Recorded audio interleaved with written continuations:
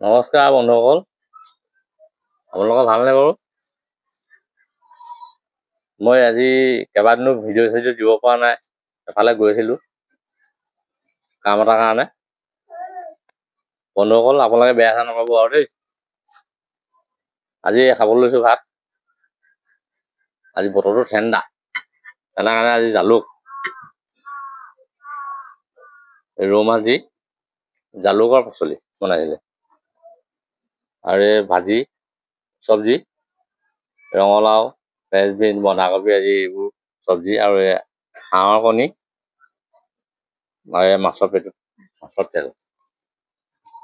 বন্ধুসকল এতিয়া আৰম্ভ কৰোঁ। আপোনালোকে খালেনে বাৰু? নাইখোৱা যদি আপোনালোকক খাবলৈ আৰম্ভ কৰক।